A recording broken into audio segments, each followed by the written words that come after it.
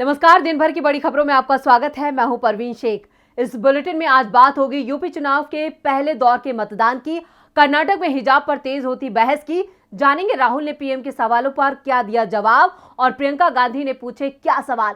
बात करेंगे यूपी चुनावों को लेकर किसानों के दावों की, आशीष मिश्र मोनू को मिली जमानत की और बुलेटिन के आखिर में बात बीजेपी के दावों की खुलती पोल की। लेकिन तमाम बड़ी खबरों से पहले एक नजर सुर्खियों पर। उत्तर प्रदेश विधानसभा चुनाव के लिए कांग्रेस ने जारी की अपनी 9वीं लिस्ट। गोरखपुर शहरी सीट से योगी के खिलाफ चेतना पांडे को दिया टिकट। टीएमसी प्रमुख ममता बनर्जी ने साधा पीएम मोदी पर निशाना, कहा सब कुछ नष्ट करने की कोशिश कर रही है सरकार, बदला जा रहा है इतिहास, मूल हिंदू धर्म को भुलाने की हो रही है कोशिश, लेकिन जैसे ही आते हैं चुनाव संत बन जाते हैं पीएम मोदी।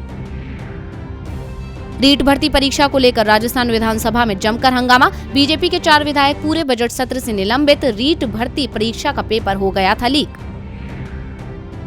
शेयर बाजार में रही तेजी, सेंसेक्स 460 अंकों की तेजी के साथ 58,926 के लेवल पर हुआ बंद। निफ्टी 142 अंक की तेजी के साथ 17,606 अंक के लेवल पर हुआ बंद। सुर्खियों के बाद बात आज की सबसे बड़ी खबर की। यूपी में आज 58 विधानसभा सीटों पर पहले चरण में वोटिंग हुई। कुछ जगह से ईवीएम खराबी की खबर आई। गाजियाबाद में 2 दलों के समर्थन के बीच विवाद की खबरें भी सामने आई। विपक्षी दल सपा ने बीजेपी पर प्रशासनिक मशीनरी के दुरुपयोग का आरोप लगाया। इन सब के बीच सभी जगह शांतिपूर्ण तरीके से मतदान संपन्न हो गया। तो कहां हुआ कितना मतदान और कितने प्रत्याशियों की किस्मत ईवीएम में हुई कैद, देखते हैं ये रिपोर्ट। यूपी में पहले चरण की वोटिंग का काम खत्म हो गया है। पहले चरण में योगी सरकार के 9 मंत्री, उत्तराखंड की पूर्व राज्यपाल बेबी रानी मौर्य सहित 623 उम्मीदवारों की किस्मत ईवीएम में कैद हो गई है। 10 मार्च को इन सीटों के परिणाम सबके सामने आ जाएंगे। पहले चरण की 58 सीटों पर लगभग 62% वोट डाले गए हैं। पहले दौर की सबसे हॉट सीट मानी जा रही कैराना में करीब 70% मतदान हुआ है। यहाँ सपा के नाहिद हसन का मुकाबला बीजेपी की मृगांका सिंह से है। पहले दौर में मुजफ्फरनगर, शामली और बागपत में सबसे ज्यादा वोट डाले गए हैं, जबकि गौतम बुद्ध नगर और गाजियाबाद में सबसे कम वोट डाले गए हैं। गाजियाबाद की साहिबाबाद सीट पर 50% से कम वोट पड़े हैं। नोएडा सीट पर भी मतदाता उदासीन दिखाई दिए, यहाँ करीब 50% वोट डाले गए हैं। मतदान शांतिपूर्ण तरीके से संपन्न हुआ, कहीं से किसी अप्रिय घटना की सूचना नहीं मिली है। कुछ जगह 2 पक्षों के बीच विवाद जरूर हुआ, लेकिन सुरक्षा बलों ने मौके पर ही स्थिति को संभाल लिया। इस बीच समाजवादी पार्टी की ओर से वोटिंग में गड़बड़ी के आरोप लगाए गए हैं। खासतौर पर पोस्टल बैलेट को लेकर समाजवादी पार्टी ने एक बार फिर शिकायत की है। पार्टी का आरोप है कि कई स्थानों पर जब लोग वोट डालने पहुंचे तो कहा गया कि उनका वोट पोस्टल बैलेट के माध्यम से डाला जा चुका है। कुछ स्थानों पर पीठासीन अधिकारियों को लेकर भी शिकायत की गई है। इन सबके बीच बीजेपी और सपा गठबंधन की ओर से पहले दौर के अधिकांश सीटों पर जीत का दावा किया गया है। पहले दौर में जिन जिलों में मतदान हुआ उनमें शामली में 3 सीटें, हापुड़ में 3 सीटें, गाजियाबाद में 5 सीटें, मेरठ में 7 सीटें, मुजफ्फरनगर में 6 सीट, बागपत की 3 सीट, बुलंदशहर में 7 सीट, गौतम बुद्ध नगर में 3 सीट, अलीगढ़ में 7 सीट, आगरा में 9 सीट और मथुरा में 5 सीट शामिल हैं। पहले दौर की वोटिंग के बाद अब नजरें दूसरे दौर की वोटिंग पर है। दूसरे दौर में 55 सीटों पर 14 फरवरी को वोट डाले जाएंगे। इसी दिन गोवा और उत्तराखंड की भी सभी विधानसभा सीटों पर वोटिंग होगी। मतगणना 10 मार्च को होगी। पहले दौर की वोटिंग के बीच सत्ताधारी बीजेपी की ओर से वोटों के ध्रुवीकरण की कोशिश भी तेज हो गई है। यूपी में जब कोई मुद्दा हाथ नहीं लगा तो कर्नाटक के विवाद को यूपी चुनावों में हवा दी जा रही है। कर्नाटक में मुस्लिम छात्राओं के हिजाब का मामला कोर्ट में है। आज कर्नाटक हाईकोर्ट में इस मामले की सुनवाई हुई, तो कोर्ट ने सुनवाई के बाद क्या निर्देश दिए, देखते हैं ये रिपोर्ट। जनवरी में कर्नाटक के कॉलेज में शुरू हुआ हिजाब विवाद अब पूरे प्रदेश के साथ साथ देश के अलग अलग हिस्सों में भी पहुंच चुका है। खासकर विधानसभा चुनावों के चलते यूपी में तो इस मुद्दे को खूब भुनाया जा रहा है। पीएम नरेंद्र मोदी ने भी ये मामला आज अपनी चुनावी सभाओं में उठा दिया। दूसरी ओर विपक्ष का आरोप है कि बीजेपी यूपी चुनावों के चलते इस मुद्दे का इस्तेमाल सांप्रदायिक ध्रुवीकरण के लिए कर रही है, जिससे उसे चुनावों में फायदा मिल सके। अब इस बीच कांग्रेस के वरिष्ठ नेता कपिल सिब्बल ने इस मुद्दे पर चिंता व्यक्त की है और इस मुद्दे को सुप्रीम कोर्ट पहुंचा दिया है। वरिष्ठ वकील और कांग्रेस नेता कपिल सिब्बल ने गुरुवार को मामला सुप्रीम कोर्ट में रखते हुए कहा कि 2 महीने बाद परीक्षा है और लड़कियों को स्कूल आने से रोका जा रहा है, उन पर पत्थर चलाए जा रहे हैं। हालांकि सुप्रीम कोर्ट ने अभी इस मामले में पढ़ने से मना कर दिया है और हाई कोर्ट के फैसले का इंतजार करने को कहा है। मामले में लगातार सुनवाई जारी है और आज कर्नाटक हाईकोर्ट की बड़ी बेंच पर मामले की सुनवाई हुई। कर्नाटक हाईकोर्ट के चीफ जस्टिस ऋतुराज अवस्थी की अध्यक्षता में जस्टिस कृष्णा एस दीक्षित और जस्टिस JM खाजी की बेंच ने इस मामले में सुनवाई की। कोर्ट ने आज दोनों ही पक्षों की दलीलें सुनी। पीड़ित पक्ष की ओर से दलील दी गई कि कॉलेज में ड्रेस को लेकर कोई नियम नहीं है, इसलिए लड़कियों को हिजाब पहनने से नहीं रोका जा सकता। इस मामले के चलते कर्नाटक में स्कूल कॉलेजों को बंद कर दिया गया है। हाईकोर्ट ने सरकार को स्कूल कॉलेज खोलने का निर्देश देते हुए आगे की सुनवाई सोमवार तक टाल दी है। इसके साथ ही कोर्ट ने ये भी आदेश दिया है कि अगले निर्देश तक छात्र धार्मिक परिधान का इस्तेमाल नहीं करेंगे। हिजाब का मामला कर्नाटक से ज्यादा यूपी में चर्चा का विषय बन गया है। पीएम मोदी ने हिजाब का नाम तो नहीं लिया, लेकिन मुस्लिम छात्राओं के नाम पर संकेतों में सब कुछ कह दिया। पीएम ने कांग्रेस को भी घेरने की कोशिश की, जिसका जवाब कांग्रेस सांसद राहुल गांधी ने दिया। तो क्या कहा राहुल ने, देखते हैं इस रिपोर्ट में। उत्तराखंड में सभी 70 विधानसभा सीटों पर 14 फरवरी को मतदान होगा। मतदान से पहले सभी राजनीतिक दलों ने प्रचार तेज कर दिया है। कांग्रेस प्रदेश में सत्ता पर दोबारा काबिज होने के लिए अपना पूरा जोर लगा रही है। प्रदेश में अपनी पकड़ और मजबूत करने के लिए कांग्रेस सांसद राहुल गांधी आज उत्तराखंड दौरे पर है, जहां राहुल गांधी ने रैलियों को संबोधित करते हुए हुंकार भरी और पीएम मोदी को खरी खरी सुनाई। राहुल ने पीएम मोदी पर जोरदार हमला बोलते हुए उन्हें अहंकारी व्यक्ति बताया। राहुल ने कोरोना, किसान आंदोलन, गरीबी, विकास जैसे मुद्दे उठाते हुए कहा कि नरेंद्र मोदी सोचते हैं कि CBI और ED से सबको डरा देंगे, लेकिन मुझे उनसे डर नहीं लगता, बल्कि मोदी के अहंकार को देखकर हंसी आती है। मोदी कहते हैं कि कांग्रेस ने 70 सालों में कोई विकास नहीं किया, तो ये सड़कें, फैक्ट्रियां, रेलवे समेत तमाम चीजें क्या जादू से बन गई? जब तक देश में मोदी सरकार नहीं थी, तब तक क्या सब सो रहे थे? कोरोना के समय में बीजेपी सरकार पूरी तरह फेल रही और लोगों को इधर उधर भटकना पड़ा। लोग वो दिन कभी नहीं भूलेंगे और मोदी सरकार को सत्ता से बाहर का रास्ता जरूर दिखाएंगे। इतना ही नहीं, राहुल गांधी ने उत्तराखंड की जनता से 4 प्रमुख वादे भी किए। हर साल 4 लाख युवाओं को रोजगार मिलेगा, राज्य सरकार के खाली पदों पर भर्ती करेंगे। इसके अलावा किसानों और छोटे व्यापारियों की मदद भी करेंगे। राज्य में कांग्रेस की सरकार आने पर सभी लोगों को गैस सिलेंडर 500 रुपए से ज्यादा का नहीं मिलेगा। कांग्रेस की सरकार आने पर न्याय योजना लागू की जाएगी और इसके तहत हर साल राज्य के 5 लाख परिवारों के बैंक अकाउंट में 40,000 रुपए डाले जाएंगे। स्वास्थ्य सेवाओं को लोगों के दरवाजे तक पहुंचाया जाएगा। एम्बुलेंस, दवाइयां, डॉक्टर को लोगों के इलाज के लिए घर घर पहुंचाया जाएगा। ये वही वादे हैं जो प्रदेश की जनता को बीजेपी के शासन में कभी नहीं मिले। जनता के हित में राहुल गांधी ने ये वादा किया कि अगर कांग्रेस की सरकार बनती है तो कांग्रेस जनता के हर सपने को पूरा करेगी और प्रदेश में किसी अहंकारी सरकार का शासन नहीं, बल्कि आम जनता का शासन होगा।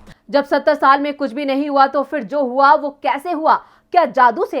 देश 2014 से पहले ही दुनिया की सबसे तेजी से बढ़ती अर्थव्यवस्थाओं में शामिल हो चुका था।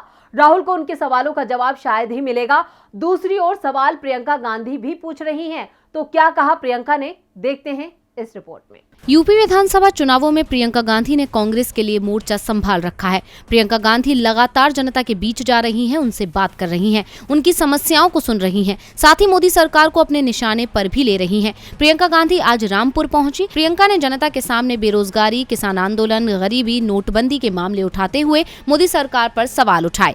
कांग्रेस महासचिव ने कहा कि हमारे प्रधानमंत्री कहते हैं कि लॉकडाउन में गरीबों की मदद करके कांग्रेस ने गलती की। लोग परेशान हुए तो उन्होंने खुद मदद क्यों नहीं की? घर से क्यों नहीं निकले? लोग सैकड़ों किलोमीटर पैदल चले, जान गंवाई, इन्होंने ट्रेन क्यों नहीं चलवाई? मोदी सरकार जितने PSU थे सारे के सारे अपने दोस्तों को बेच दिए। रोजगार कहां से आते हैं? वहीं से आते हैं जिसे बेच दिया गया। आप में से छोटे छोटे व्यापारी जो रोजगार पैदा करते हैं, उनके लिए इस सरकार ने क्या किया? सरकार ने बस आपको बर्बाद किया है। साथ ही प्रियंका ने यूपी की जनता से अपील करते हुए कहा कि बेरोजगारी, महंगाई, महिलाओं और दलितों के खिलाफ अपराध और गरीबी के मुद्दों पर वोट करें, सोचें और वोट करें। अपना वोट किसी ऐसे व्यक्ति को दें जो इन मुद्दों को हल करने के लिए काम कर रहा है। जितनी भी सरकारी कंपनियां थी वो कांग्रेस के शासन में बनी और अब मोदी सरकार उन कंपनियों को एक एक करके बेच रही है। केंद्र सरकार की नीतियों पर कांग्रेस ही सवाल नहीं उठा रही, किसान भी सवाल उठा रहे हैं। किसान संगठनों में तो मोदी सरकार के खिलाफ इतना गुस्सा है कि वो उसे हटाने की बात कर रहे हैं।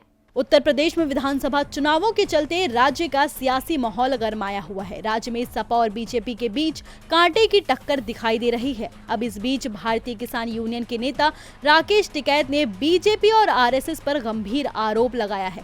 राकेश टिकैत का कहना है कि बीजेपी आरएसएस हिंदू बनाम मुस्लिम को मुद्दा बनाकर सीटें बढ़ाने की कोशिश कर रही है। राकेश टिकैत ने दावा किया है कि बीजेपी आरएसएस की एक आंतरिक रिपोर्ट के मुताबिक यूपी में कुल 140 सीटें आ रही है। ऐसे में बीजेपी आरएसएस इस चुनाव को हिंदू बनाम मुस्लिम बनाकर अपनी कुछ सीटें बढ़ाने में लगे हैं। उन्होंने दावा किया है कि बीजेपी को उत्तर प्रदेश चुनाव में 140 में से 165 के बीच में सीटों पर ही जीत मिलेगी। ये इनकी अपनी रिपोर्ट है। इसके अलावा टिकैत ने कहा है कि बीजेपी इसी कोशिश में है कि सत्ता हाथ से नहीं जानी चाहिए। यूपी के लोग बीजेपी से खासा नाराज है। इस बार बीजेपी को वोट नहीं दे रहे हैं, लेकिन ये गड़बड़ी करने में लगे हुए हैं। जाहिर है कि टिकैत का इशारा कर्नाटक में जारी हिजाब विवाद की तरफ है। वहीं दूसरी तरफ किसानों ने बीजेपी के खिलाफ मिशन यूपी नाम का अभियान चलाया हुआ है, क्योंकि किसानों का कहना है कि इस बार चुनाव में बीजेपी को वोट की चोट देनी है। दरअसल किसान लखीमपुर खीरी घटना और किसान आंदोलन के दौरान बीजेपी का व्यवहार से नाराज है। ऐसे में किसान खुलकर बीजेपी का विरोध कर रहे हैं, जिसका नुकसान बीजेपी को होना तय है। किसानों का गुस्सा भले ही मोदी सरकार के खिलाफ हो, लेकिन सरकार को शायद इस गुस्से की चिंता नहीं है। तभी तो किसान जहां केंद्रीय गृह राज्य मंत्री अजय मिश्र टेनी को बर्खास्त करने की मांग कर रहे हैं, तो दूसरी ओर सरकार की कमजोरी के चलते अजय मिश्र का बेटा जमानत लेने में कामयाब हो जाता है। लखीमपुर हिंसा मामले के मुख्य आरोपी आशीष मिश्र को इलाहाबाद हाईकोर्ट की लखनऊ बेंच ने जमानत दे दी है। आशीष मिश्र केंद्रीय गृह राज्य मंत्री अजय मिश्र टेनी का बेटा है। आशीष मिश्र की तरफ से पहले भी हाईकोर्ट में जमानत अर्जी दाखिल की गई थी। हालांकि इस बार लखीमपुर हिंसा मामले के मुख्य आरोपी आशीष मिश्र को इलाहाबाद हाईकोर्ट ने जमानत दे दी है। चुनावी माहौल में आशीष मिश्र को जमानत मिलने पर अब सवाल खड़े हो रहे हैं। क्या इससे किसी पार्टी का कोई फायदा होगा? तिकोनिया निघासन विधानसभा क्षेत्र में पिछले साल 3 अक्टूबर को केंद्रीय गृह राज्य मंत्री अजय मिश्र टेनी के एक तल्ख बयान और नए कृषि कानून के किसानों के विरोध के दौरान हुई हिंसा में 4 किसानों समेत 8 लोगों की जान चली गई थी। इस मामले में टेनी का बेटा आशीष मिश्र मुख्य अभियुक्त के तौर पर गिरफ्तार किया गया था। हिंसा के मामले में एसआईटी ने चार्जशीट फाइल की थी। एसआईटी की ये जांच कोर्ट की निगरानी में चल रही है। 5000 पन्नों की इस चार्जशीट में आशीष मिश्र उर्फ मोनू को मुख्य आरोपी बनाया गया है। एसआईटी की चार्जशीट के मुताबिक सोची समझी साजिश के तहत धरना प्रदर्शन कर रहे किसानों को एसयूवी से कुचला गया था। यूपी चुनावों में किसान पहले ही मोदी सरकार से काफी नाराज हैं और ऐसे में आशीष मिश्र को मिली जमानत के साथ बीजेपी सरकार की मुश्किलें और बढ़ सकती हैं। और बुलेटिन के आखिर में बात बीजेपी नेताओं की खुलती पोल की। गजेंद्र सिंह शेखावत और नितिन गडकरी ये दोनों केंद्र की मोदी सरकार में मंत्री हैं, लेकिन आज गडकरी ने शेखावत के एक दावे की पोल खोल दी, और वो भी संसद में। गडकरी ने राज्यसभा में बताया कि शेखावत के सवाल का उनके पास जवाब नहीं है, और जो जवाब है उसमें साफ है बीजेपी के दावे की झूठ की। तो आखिर क्या सवाल था कि मोदी सरकार के मंत्री का ये रूप देखने को मिला? चलिए देखते हैं इस रिपोर्ट में। मोदी सरकार में कैबिनेट मंत्री नितिन गडकरी को अपनी साफगोई के लिए जाना जाता है। बिना लाग लपेट के वो अपनी बात कह जाते हैं। जगह कोई भी हो, गडकरी अपना अंदाज कभी बदलते नहीं हैं। फिर भले ही उन्हें अपनी ही सरकार पर निशाना क्यों न साधना पड़े। गडकरी के बयानों से कई बार मोदी सरकार भी असहज दिखाई दी है। इस बार बारी थी मोदी सरकार के मंत्री गजेंद्र शेखावत और राजस्थान बीजेपी के दावे की। दरअसल जोधपुर शहर के लोग एक खबर से बेहद खुश दिखाई दे रहे थे, जिसमें दावा किया जा रहा था कि शहर के लिए एलिवेटेड रोड पास हो गई है। इसके पीछे सबसे बड़ा योगदान केंद्रीय जल शक्ति मंत्री गजेंद्र सिंह शेखावत का बताया जा रहा था। शेखावत के समर्थन में ही पूरे जोधपुर शहर में पोस्टर तक लगा दिए गए। लेकिन जब एलिवेटेड रोड का काम साल भर बाद भी शुरू नहीं हुआ, तो केंद्रीय मंत्री गजेंद्र शेखावत ने राज्यसभा में केंद्रीय सड़क परिवहन और राजमार्ग मंत्री नितिन गडकरी से सवाल पूछा कि जोधपुर में एलिवेटेड रोड के निर्माण का जो प्रस्ताव है, उनकी विस्तृत जानकारी दी जाए। ये बताया जाए कि सड़क निर्माण का काम कब से शुरू हो रहा है और कब तक ये सड़क बनकर तैयार होगी। सड़क निर्माण से प्रभावित दुकानदारों के लिए क्या वैकल्पिक योजना बनाई गई है? सवाल संसद में पूछा गया था, जिसका जवाब देने की जिम्मेदारी सरकार की होती है। और नितिन नितिन गडकरी ने अपने मंत्रालय की ओर से जवाब भी दिया, लेकिन गडकरी के जवाब से शेखावत ही नहीं पूरा सदन ही चौंक गया, क्योंकि गडकरी ने अपने जवाब में कहा, हमारे मंत्रालय के पास ऐसी कोई भी परियोजना है ही नहीं।